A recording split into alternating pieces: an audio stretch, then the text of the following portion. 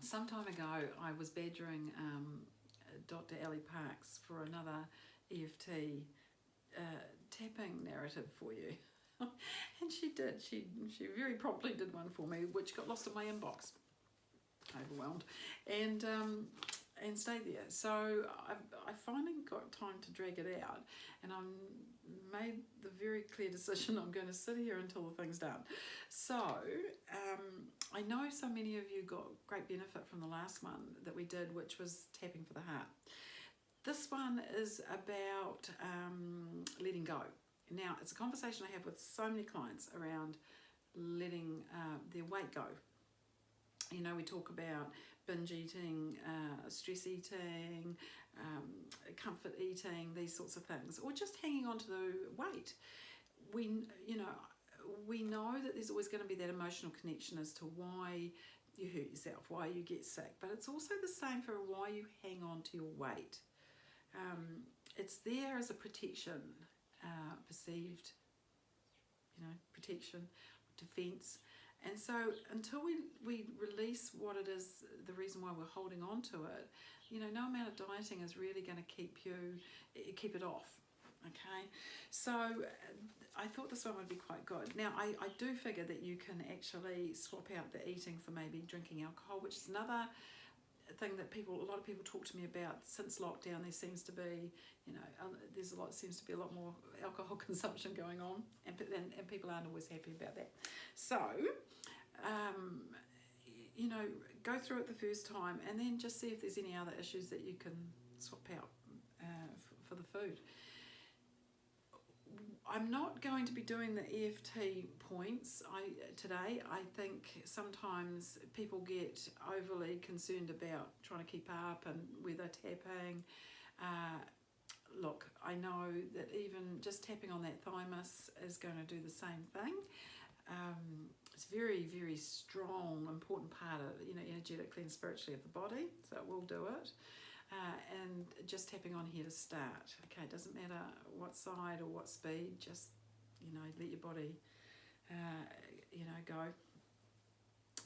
It is a little lengthy, but sometimes these issues take that length of time to move. I suggest you do it over, a few days or weeks, or just keep doing it. Sometimes it does take a few times to shift different aspects of that same issue. So bear with me. I've only read it a couple of times, so you can see what's going to happen more than likely. But we'll go into it with a positive attitude, and I'm not going to trip over my words.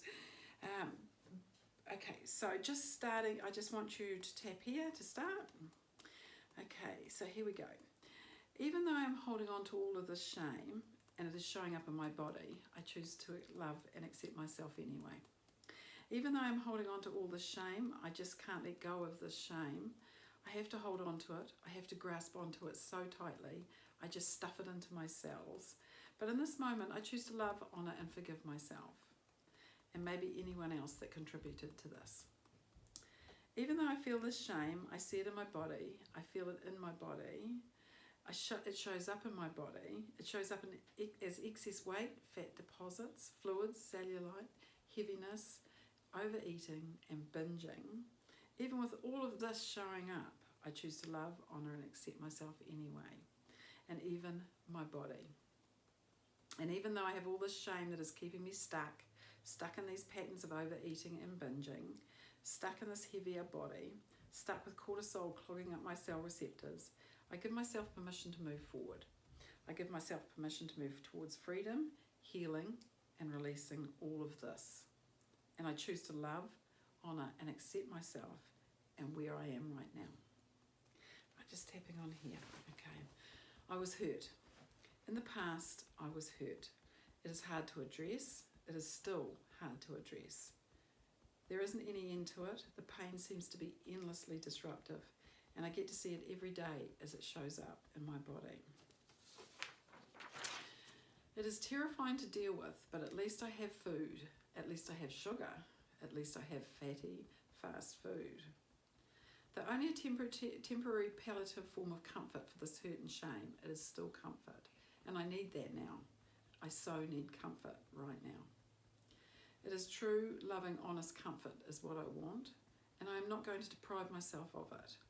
Even if the safest way at the moment is to feel it through food and eating, even if the only way I know how to deal with it is food and eating, I am not going to deprive myself. Yes, it is misguided nourishment. Yes, it is misguided comfort and love. My body is doing the best that it can. Though it is coming from a place of love, it is based on old programming and hurts, and it still hurts.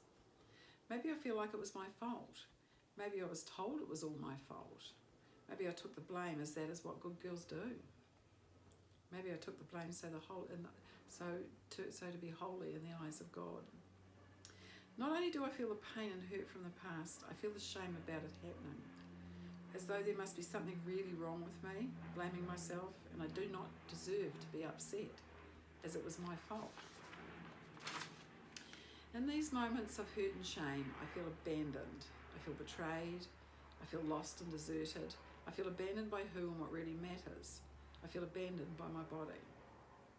And all it feels, what I've got left is food, is excess weight, is eating to provide comfort and protection. In these moments, I don't know how, somehow unconsciously, I have given up on myself. Given up on transformation, on healing and change. But I feel who and what really matters has given up on me also. It is so painful to even look at, too painful to allow myself to feel, voice and honour it. Easy to keep my life constricted, dry and stale. To use food for comfort, to use excess weight as armour, a barrier to cushion me from the internal and external threats.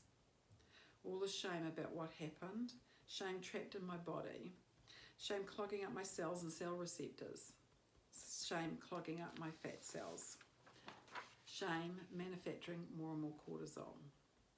These past hurts, wounds placed upon me, feel a lot of shame, also feel pain. Why did this happen to me? Where is the goodness in God and the divine? He betrayed me, he abandoned me, the divine abandoned me in my hour of need. It breaks my heart, it breaks my soul, this hurt I went through, this pain. I don't know if I could ever make it be okay. I feel trapped in this shame, I feel trapped in this need to eat, I feel trapped in this heavy body. Trapped in isolation with only shame around, alone, lonely. It is hard to make room for healing. It is hard to make space and let this shame go. It is bound so tightly to me, bound to my cells, nervous system and body. I am trapped within this shame and all I want to do is eat, eat, eat, eat. Get heavier, a great form of protection. Hard to make room, the child within me is hurt. The child within me is frozen in time, frozen in hopelessness. She is scared, just like I am. Unable to digest the situations we both have been through, and able to digest the situations we find ourselves in, undigested pockets of pain.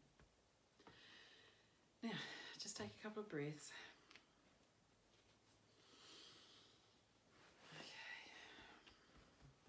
Okay. Even though right now I don't know how to welcome back all those hurt, wounded and hungry parts of me, so I can give them love, comfort and safety they need, I accept how I feel and give myself permission to be open to finding new possibilities and answers. How will I ever have the space to heal? I don't even know where to start. I accept how I feel and where I am today and choose to be open to endless possibilities of true healing. I understand and acknowledge that there is something better than food, that there is something even better than food for comfort. There is something out there, and maybe I don't know it yet, that is a lighter form of comfort for me, that is a lighter form of protection for me. I am open to the possibility of finding out something considered untouchable and visceral that will allow me to discover that I am bigger than my past pains and hurts, that I can be at peace with them in a lighter, smaller body. I allow myself to be open to touching this shame and pain. I allow myself to open to this feeling of shame and pain, to voice it, to honour it, to witness it, to move it up and out. Acknowledging that I am courageous to face it, it will not destroy me. And in the process of my heart witnessing it, I am not so alone with it. that all is not lost, hopeless and unredeemable, that I am not broken, that it is possible to let go. What if the truth is I can start believing in myself now? What if the truth is I can start letting go? What if what if I could change things right now?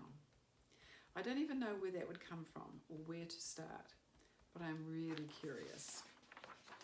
I allow myself to be open to new energies, a new flow of energy. I am open to a whole new energy, as I do deserve better. I do deserve healing.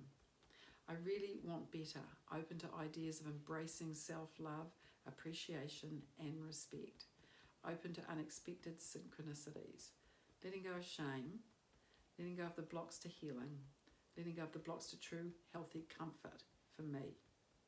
I allow myself to be grounded, to let energy move up and out of my body, releasing and clearing that no longer serves me. I cannot wait to see what is going to unfold right around the next corner, and I am deserving of all these new energies of love. And all I'm going to add to that is, I am safe to let it go. I am safe in life. I am always safe. I am safe to let it go.